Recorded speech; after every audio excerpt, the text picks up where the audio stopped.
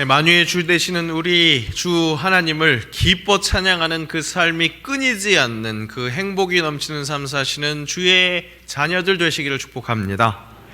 네, 그런 귀한 행복의 삶이 우리 많은 사람들, 주변의 많은 사람들에게 전해질 때 더욱더 기쁨과 감사가 넘쳐 흐르는 것, 그 신앙의 놀라운 힘을 우리 만끽하면서 살아갈 수 있기를 다시 한번 축복합니다. 제 어린 시절을 한번 기억해 봤습니다. 초등학교 때, 저 때만 하더라도 오늘 우리 장로님 기도해 주신 것처럼 국민학교였습니다. 국민학교. 꽤 옛사람이죠. 국민학교라고 설교문 이렇게 치니까 자동 변환 기능으로 초등학교로 바뀌더라고요. 나는 국민학교 나왔는데 왜 자꾸 초등학교로 바뀌는지 모르겠어요. 저학년 때는 그저 좀 얌전한 조용한 학생이었던 것 같습니다. 그러다가 4학년 때부터 학급 임원을 맡기 시작했습니다. 반장, 저희 때는 부반장이라고 안 그러고 회장이라고 그랬어요. 왜 그랬나 싶더니 일주일에 한 번씩 학급 회의를 했죠. 학급 회의를 해서 막 실천 사항을 함께 정하고 그렇게 했습니다. 어린 마음에는 이거 별 쓸데없는 거 이걸 왜 하지? 이런 생각을 했었는데 돌아보고 나니까 함께 질서를 지키고 서로 의견을 이렇게 듣고 그런 민주적인 회의 했던 게 굉장히 좋은 트레이닝이었다, 훈련이었다 그런 생각을 해봅니다. 그러니까 그렇게 그런 회의의 회장을 따로 세운 것이죠. 지금 우리 정치로 이야기하자면 행정부와 입법부를 그렇게 분리해 놓은 겁니다. 그렇게 반장과 회장이 있었는데 그때 그런 역할들을 했었습니다. 그렇게 리더로 나서기 시작한 것이죠. 5학년 때는 기억이 나는 게 동네 친구가 반장 선거가 있을 무렵에 먼저 저를 찾아왔습니다. 그러면서 제 출마 의사를 타진을 하는 겁니다. 반장을 할 생각이 있냐? 할 거면 반장을 할 거냐? 회장을 할 거냐? 그래서 제가 그래도 기왕 할 거면 반장을 할래? 이렇게 행정부 수반의 욕심을 드러낸 거죠. 그랬더니 진짜 그 친구가 뒤에서 무슨 역할을 했었는 건지 진짜 그 애는 반장이 됐습니다. 교회에서도 비슷하게 생활했습니다. 저학년 때까지는 그저 조용한 그런 얌전한 학생이었던 것 같아요. 그런데 그렇게 그다지 존재감이 있지 않은 그런 학생이었던 거죠. 그런데 그렇게 학교에서도 반장하고 회장하고 뭐 그런 걸 경험해 보니까 그랬는지 이제 6학년이 되는 이제 그 해 5학년 말에 이제 아동부의 임원을 선출하는데 총회가 열리는 거죠. 그때 뭔가 준비를 했나 봐요. 아직도 기억에 남는 그 이근영 어린이의 정견 발표가 있었습니다. 제가 회장이 된다면 아동부의 머슴이 되겠습니다. 머슴이 쉬는 그 집신이 다 마르고 닳도록 열심히 뛰어다니겠습니다. 뭐 이런 얘기를 한 겁니다. 장래가 떠들썩했습니다. 선생님도 저렇게 얌전한 줄만 알았던 학생의 애가 당찬 포부를 이야기하니까 깜짝 놀라셨습니다. 총회 직전까지는 비주류였던 학생이 그 머슴 발언으로 인해서 주목받아가지고 차점자가 돼서 아동부의 총무가 됐습니다. 정말 어렸음에도 불구하고 서번트 리더십, 섬기는 그 리더십, 종의 리더십에 대해서 알고 있었던 것 같습니다. 이 서번트 리더십이란 로버트 그린 리프에 의해서 1970년대에 처음 주창된 이론이라고 합니다. 다른 사람의 요구에 귀를 기울이는 하인이 결국은 모두를 이끄는 리더가 된다라는 그런 핵심 원리를 가지고 있습니다. 이 서번트 리더십은 우리나라에서 좀 본격적으로 주목받은 것은 사실 몇 년 안 됩니다. 근데 이미 벌써 그 수십 년 전에 그 어린아이가 이렇게 훌륭한 학자나 이야기할 수 있는 이 서번트 리더십을 어떻게 이해하고 그렇게 선포할 수 있었겠는가? 다름 아닌 우리 예수님 덕분이죠. 그죠? 서번트 리더십, 섬기는 리더십, 종의 리더십의 아주 대표적인 확실한 모델은 우리 예수님, 우리 주 예수 그리스도이십니다. 그분이 오늘 말씀을 통해서 확실한 자기의 정체성을 드러내십니다. 확실하게 말씀해 주십니다. 인자가 온 것은 섬김을 받으려 함이 아니라 도리어 섬기려 하고 자기 목숨을 많은 사람의 대속물로 주려 함이니라. 그렇게 말씀하십니다.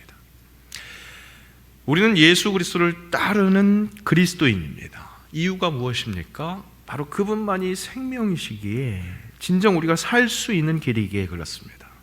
이 땅의 삶이 다가 아니라 영원이신 하나님께로 제대로 돌아가는 것, 그것이 우리에게 필요하기에 그 돌아가는 유일한 길이요 진리요 생명 되시는 예수 그리스도, 그분을 우리가 믿고 따르는 겁니다.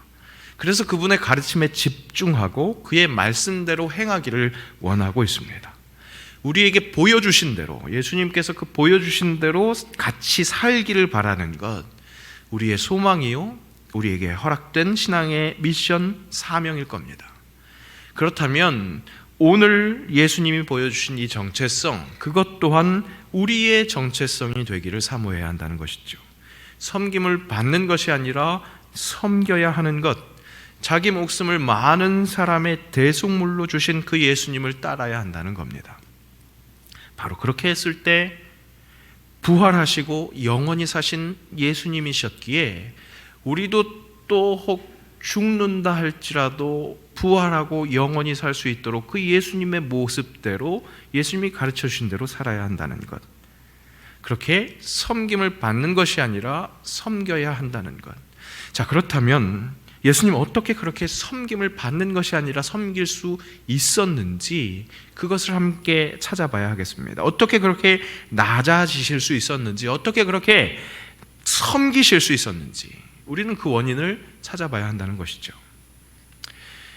예수님이 인류를 위해서 그 많은 사람의 대속물이 되실 수 있었던 것, 그렇게 확실히 낮아지실 수 있었던 것은 확실한 하나님 아들이라는 자의식이 있었기 때문에, 그 정체성이 있었기 때문에 그렇습니다. 목수의 아들이었습니다. 목수의 아들로 태어난 예수님, 하지만 장성해서 세례 요한에게 세례를 받을 때 그의 범상치 않음이 공개됩니다. 그때 예수께서 갈릴리 나사렛으로부터 와서 요단강에서 요한에게 세례를 받으시고 곧 물에서 올라오실 새 하늘이 갈라짐과 성령이 비둘기같이 자기에게 내려오심을 보시더니 하늘로부터 소리가 나기를 너는 내 사랑하는 아들이라 내가 너를 기뻐하노라 하시니라. 세례를 받을 때 놀라운 광경이 일어나면서 하나님의 음성이 들린 겁니다. 너는 사랑하는 내 아들이라. 그렇게 그 광경을 경험하면서 예수님은 하나님의 아들로서의 정체성, 그것을 확실하게 장착하셨을 겁니다. 인정, 사람과의 관계, 사람과 사람과의 관계에서도 굉장히 중요합니다. 여러분, 가까운 사람일수록 그 사람을 인정해 주십시오. 자녀들을 인정하십시오. 너는 참 소중한 존재야. 참 귀중한 사람이야. 그렇게 인정해 주십시오. 배우자들을 존중해 주십시오. 당신밖에 없어. 진짜 소중한 존재야. 여러분, 사람은요, 들은 대로, 대우받은 대로 받아들이고 자신을 인식합니다. 표현해주는 자신의 그 귀중함을 제대로 받아들이고 그런 표현을 받은 사람다운 행동을 하게 된다는 겁니다. 여러분, 우리 주변의 가족들은요, 내가 만드는 거예요. 내가 인정하는 대로 그대로 받아들이거든요. 여러분, 가족들을 하대하지 마십시오. 하찮게 여기지 마십시오. 정말로 소중한 그 사람 소중하다고 그렇게 이야기해 줄 때 그대로 받아들이고 정말 그렇게 살아가게 된다고요. 오늘 예수님은 하나님의 아버지의 그 하늘 아버지의 그 인정을 받아서 하나님 아버지의 아들이라는 것, 그 정체성을 공고히 하셨습니다. 하지만 여러분, 그렇게 하나님의 아들이라고 해서 모든 것이 또 순탄치만은 않다는 것 또한 예수님께서 보여주셨습니다. 이 세례 받으시는 모습으로 바로 이어지는, 거기에서 바로 이어지는 여정이 어떤 것이었느냐? 사탄에게 시험을 받으신 그런 모습이었습니다. 성령이 곧 예수를 광야로 몰아내신지라. 광야에서 40일을 계시면서 사탄에게 시험을 받으시며 들짐승과 함께 계시니 천사들이 수종들더라. 시험 당합니다. 힘들고 어려운 상황이었습니다. 하지만 그 속에서도 흔들리지 않을 수 있었던 건 무엇이었습니까? 함께 하신 하나님이 예수님 곁에 천사들로 수종들게 하신 거였죠. 여러분, 시험 중에 있습니까? 힘들고 어려운 일이 있습니까? 잘 돌아보십시오. 하나님께서 천사를 보내셨습니다. 몸이 연약해지셔서 기도가 필요하신 권사님 이번 주에 기도해 드리는데 자녀들이 자신 걱정을 한다는 거예요. 어떻게 엄마, 내가 같이 도와주지 못해서. 그렇게 걱정하는 자녀들에게 이 권사님이 이렇게 선포하셨답니다. 몸이 연약한데 기도가 필요한 그런 분인데도 불구하고 뭘 걱정이니, 하나님이 나를 지키시는데, 하나님이 나와 함께 하시는데, 그렇게 선포하십니다. 맞습니다, 여러분. 나를 지키는 천사들이 있습니다. 하나님이 보내주신 천사들이 있습니다. 그것으로 담대하십시오. 있기는 무슨 아무도 없던데요, 그저 나 혼자이던데요. 그렇게 불평하실 분들 계십니까? 천사를 천사로 알아보지 못하는 그런 영적 시야가 좁아져 있는 상태 때문에 일어난 일은 아닌지요. 주께서 허락하시는 그 은혜를 받으면요, 시야가 넓어집니다. 조명이 이렇게 환하게 때리지 않아도 환한 빛으로 내 주변에 있는 것들을 새롭게 볼 수 있게 됩니다. 주변의 사람들을 볼 수 있습니다. 평소 무의식적으로 지나쳤던 모든 것, 은혜가 내리면요, 모든 사람들, 나에게 허락된 그 모든 것이 보통 것이 아니구나, 이게 당연한 것 아니라 은혜구나, 그런 것을 깨닫게 된다는 겁니다. 예수님께서 세례 받으실 때 하늘이 갈라지고 빛이 내려왔습니다. 그 빛이요, 예수님이 그 광야에서 시험 받을 때에도 계속해서 비치고 있었다는 사실을 마가복음은 그렇게 천사가 수종 들었다는 그 표현으로 알려주고 있습니다. 시험 중에 있는 여러분, 당신의 주변에도 하나님께서 천사를 배치하셨다는 것 눈 씻고 찾아보시기 바랍니다. 분명히 보일 줄로 믿습니다.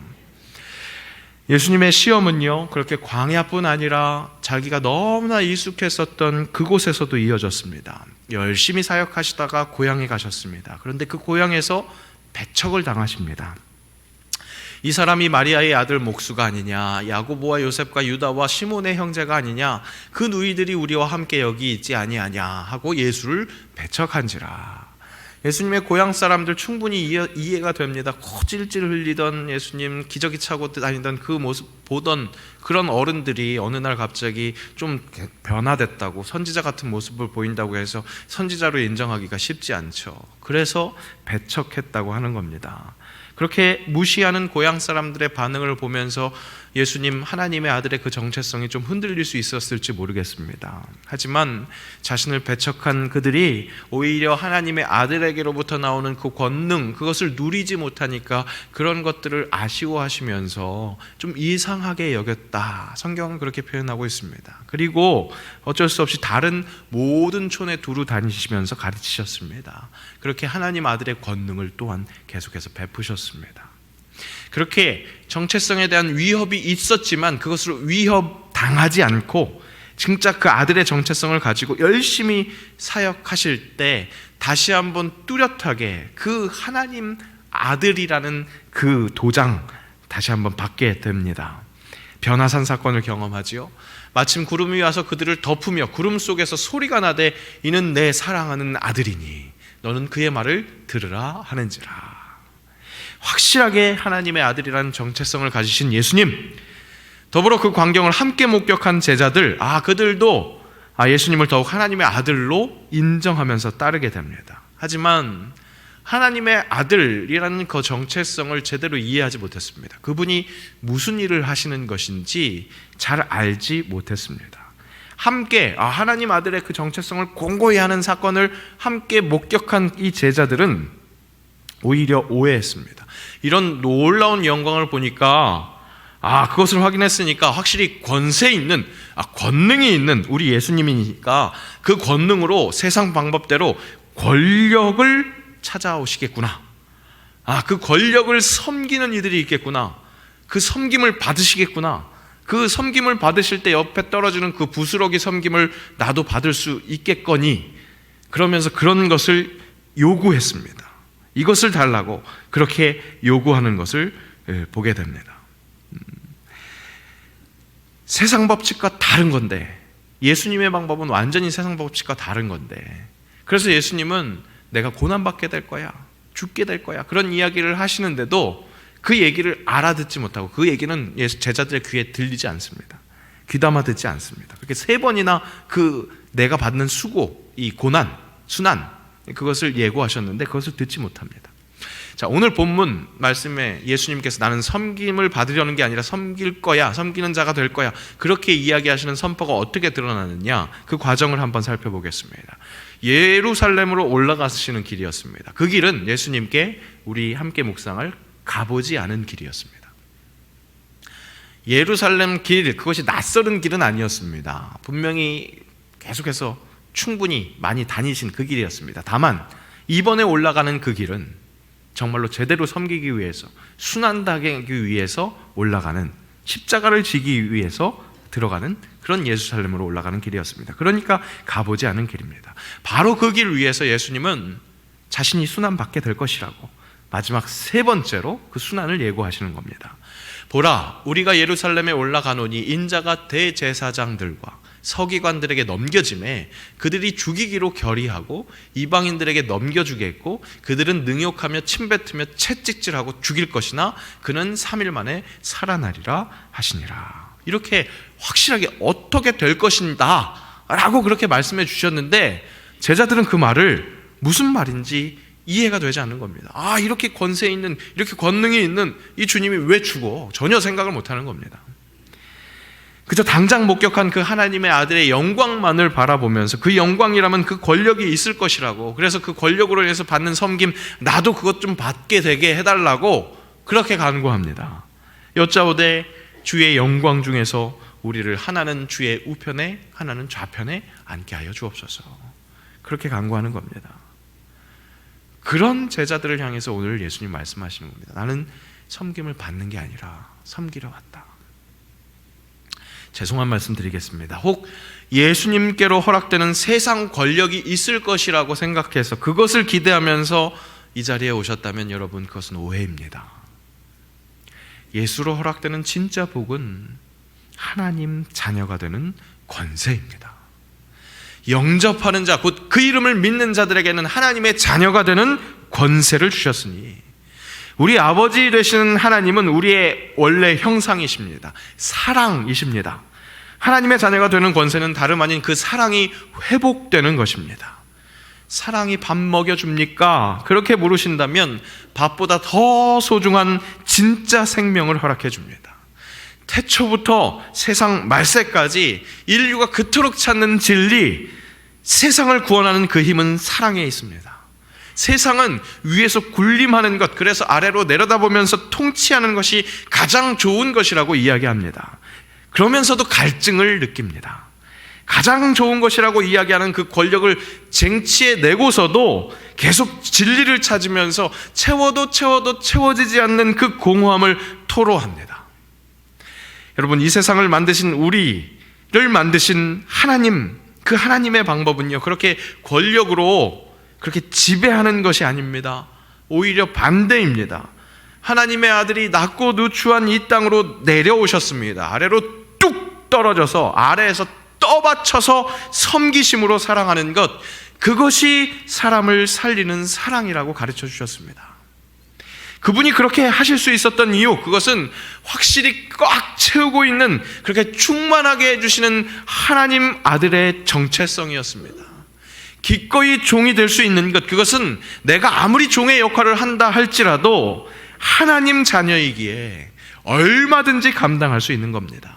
가보지 않은 길, 예루살렘으로 올라가는 길, 그것이 죽으러 가는 길, 더욱 땅끝까지, 지하 끝까지 뚝 떨어지러 가는 길이라 할지라도, 분명 두려운 것이라 할지라도, 그것이 사실이라도, 그럼에도 불구하고 감당할 수 있는 것은 하나님의 독생자, 그에게 채워줄 하나님의 사랑이 있기에, 그것은 변하지 않기에, 섬겨야 한다, 낮아져야 한다, 내가 왜 그런 명령 억울하십니까? 예수 그리스도의 이름으로, 그렇게 예수를 믿음으로 하나님의 자녀가 되는 권세가 있기에 우리는 낮아질 수 있고 낮아져야 하고 낮아질 수 있습니다. 내가 섬길 때 날 섬기신 예수 그리스도의 그 사랑을 오롯이 깨달을 수 있습니다. 삼위일체 하나님이요, 서로 관계하십니다. 그렇게 존재부터가 사랑이신 것을 증명하십니다. 그러면서 서로 모든 것들을 내어주면서 그렇게 전부를 내어주면서 사랑합니다. 그렇게 다 내어주어도 염려하지 않을 수 있는 것, 그런 이유는 서로를 신뢰하기 때문입니다. 어떻게 신뢰하십니까? 성부 하나님이 성자 하나님께 모든 것들을 내어주는 것, 성자 하나님이 성령 하나님께 모든 것들을 내어준다는 그 믿음이 있기에 내 전부를 내어놓을 수 있다는 겁니다. 우리로 섬기는 그리스도인이 될 수 있게 하는 것, 그것은 삼위 하나님이 서로 갖는 확신처럼 그렇게 사랑 안에서 서로 온전히 채워주실 것을 믿는 것처럼 우리도 하나님의 자녀가 되는 권세, 그것을 앗아가시지 않는 그 하나님이라는 그 믿음이 있을 때 우리가 진정으로 다 내어주면서 섬길 수 있고 사랑할 수 있고, 그때 나에게 확 채워지는 그 사랑에 감격하면서 살아갈 수 있다는 겁니다. 맞습니다. 여러분, 하나님은 우리를 사랑하십니다. 완전하게 모든 것들을 내어주시면서 사랑하십니다. 그것을 아들을 십자가에 못 박으시는 그 사랑으로 우리에게 그 하나님의 의지를 보여주셨습니다. 여러분, 내가 내 힘으로 채우면요, 나만큼만 채워져요. 그런데 내가 낮아짐으로 섬길 때, 그렇게 이웃을 사랑할 때 하나님이 함께 하셔서 하나님이 하나님의 것을 채워주십니다. 하나님, 이웃, 나, 이 모두 인류를, 이 모든 세상을 가득 채워주시는 그것이 내 소유가 된다는 겁니다. 그렇게 은혜 충만한 그런 사랑을 체험하시기를 축복합니다. 우리는 2월 한 달 동안 세상을 이롭게 하는 그리스도인을 탐했습니다. 복음을 선포하는 그리스도인, 결국 세상에 꼭 필요한 것은 복음이다 라는 그 사실을 확인했습니다. 함께 있는 그리스도인, 결국 함께 있는 것이 복음을 선포하는 것이다, 그런 말씀 우리에게 허락하셨습니다. 더불어 자기 몫을 누리는 그리스도인, 내 모든 일상, 그것이 눈이 부시게 허락하신 그 하나님의 은혜라는 것, 그 속에서 누리는 낙이 정말 진짜 우리가 구해야 할, 정말 누려야 할 복이라는 것, 그것을 확인했습니다. 그 모든 것들을 확인하고 나니까 결국 이 모든 것, 사랑하는 그리스도인이라는 것, 그런 모습이라는 것을 확인할 수 있습니다. 하나님을, 내 이웃을, 나를, 내 일상을, 그 모든 것 사랑하는 것이 결국 그리스도인, 이 모든 것들을 이롭게 하는 그리스도인이라는 것, 그것을 깨닫게 됩니다. 섬길 때 그 사랑이 시작됩니다. 섬길 때 그 사랑이 힘을 얻습니다. 정말 우리 눈에 보이게 됩니다. 섬길 때 우리 안에 이 사랑의 섬김이 있습니다. 이미 있습니다. 그것을 천사를 확인하듯이 발견할 필요가 있습니다. 지난 설 연휴 때 우리 교회는 장례가 있었습니다. 설 연휴 때 쉬지도 못하게 장례가 일어났다고 상주에 계신 집사님이 너무 미안해 하셨습니다. 그런데 더 미안해 하신 것은 그 장례를 치르는 그 날이 아마 올 겨울 중에 가장 추운 날이었던 것 같아요. 장례 집례 참 많이 해봤습니다. 이럴 때도 해보고 저럴 때도 해보고 많은 이런 거 저런 거 다 경험해봤는데 정말 추운 것으로는 역대급 추운 날이었습니다. 핫팩을 정말 그야말로 안 보이니까 안에다가 덕지덕지 다 붙이고 갔습니다. 그런데도 마지막 이 우리 부활의 동산 그 안장 예식을 집례하는데 이 바람이 정말 이 칼날같이 보통이 아니더라고요. 어떻게든 견디고 있는데 그냥 노출되어 있는 귀는 이게 심각했나 봐요. 저는 잘 보이지 않으니까. 근데 시뻘겠나 봐요. 아마 문제가 심각했나 봅니다. 장로님 기도하는 시간, 이제 예식을 집례하고 기도하는 시간에 다 모두 다 눈을 감고 있는데 누가 뒤에서 조용히 다가옵니다. 무슨 사진인지 알아보시겠어요? 핫팩을 제 양 귀에다 이렇게 대신 거예요. 다 눈 감고 있는데 조용히 다가와서. 누구냐면 이재훈 목사님이에요. 이재훈 목사님 그때 이게 또 손도 팔도 다쳤었거든요. 기부스하고 이렇게 제 귀에 대주십니다. 여러분 오해하지 마십시오. 이 목사님이랑 저랑 그렇고 그런 사이 아닙니다. 좀 세상이 워낙 이상해서 별 이상한 상상들을 하실 수 있는데, 그리고 제가 부탁드린 것도 아닙니다. 저 추우니까 이 시간만이라도 귀를 좀 이렇게 해주세요, 이런 얘기 한 게 아니었습니다. 제 귀가 얼마나 안쓰러웠으면 그 시간에 너무 추우니까 따뜻하게 핫팩을 대주십니다. 이스라엘 백성들이 열심히 전쟁할 때 여호수아는 내려가서 싸움하고 있을 때 모세가 그것을 위해서 중보기도 합니다. 양팔을 들고 이 떨어지면 지고 계속 들고 있으면 이기니까 옆에서 아론과 훌이 그 팔을 받칩니다. 그 아론과 훌의 그 섬김이 기억이 났습니다. 여러분, 제가 이런 귀한 섬김을 받고 삽니다. 섬김을 이야기해야 하는, 섬겨야 하는 목사인데 오히려 섬김을 받는 것이 너무나 많습니다. 목사님만 섬기십니까? 우리 전도사님 목사님도 섬기시고요, 우리 장로님들 얼마나 저를 잘 섬기시는데요. 우리 어르신들이 이 새파란 목사를 얼마나 잘 섬기시는지 모릅니다. 참 감사하면서 한편은 얼마나 마음이 불편하게요. 섬겨야 되는데 이렇게 섬김을 받고 있으니 얼마나 불편한데요. 여러분, 어떻게 들으실지 모르겠지만 그렇게 섬기시는 손길 딱 부딪히면서 이러면 안 됩니다 이러고 싶어요. 내가 하늘에서 내가 복 받아야 되는데 왜 장로님이 받으세요? 이러고 싶습니다. 근데 다시 한번 생각해 보면 우리 성도들이 섬겨야 하니까 그 섬김의 훈련으로 내가 쓰임받는 것, 그런 부분들도 있겠다 싶은 생각을 하면서 억지로 견딥니다. 그래서 그 섬김을 받습니다. 기도해 주십시오. 그 섬김이 나를 위한 섬김이 아니라는 것, 내가 어느새 그 섬김을 취하면서 그것을 즐기지 않도록 온전히 예수님 섬기는 우리의 모습이 될 수 있도록, 우리 함께 그렇게 예수 섬길 수 있도록, 그래서 진짜 계속해서 섬길 수 있도록, 그런 섬기는 목사 될 수 있도록 기도해 주십시오. 임직자들 임직 받기 전에 개인 면담을 했습니다. 한마디 혹시 저에게 부탁하실 게 있으면 한 말씀씩 해주세요. 그리고 개인 부탁을 드렸더니 한 분이 그렇게 부탁하십니다. 목사님, 초심 잃지 말아주세요. 한결같아 주세요. 딱 지금처럼만 해주세요. 그렇게 말씀하십니다. 어쩔 수 없이 받아야 하는 섬김이 있다면 정말 죄송한 마음으로, 못 견디는 마음으로 그렇게 감당하는 이 마음, 이 초심 변치 않도록 기도해 주십시오. 그리고 함께 섬길 수 있도록, 새영광교회가 그렇게 섬기는 교회 될 수 있도록 함께 기도합시다. 사랑하는 새영광교회 성도 여러분, 그렇게 섬기는 그리스도인 되십시오. 그렇게 예수님 닮은 그리스도인 되십시오. 하나님의 자녀, 그 정체성으로 얼마든지 낮아지는, 그래서 철저히 섬기는 그리스도인 되십시오. 그때 허락하시는 진짜 행복, 복을 누리는 그리스도인, 그렇게 삶을 나누는, 세상을 이롭게 하는 그리스도인 되시기를 주님의 이름으로 축복합니다.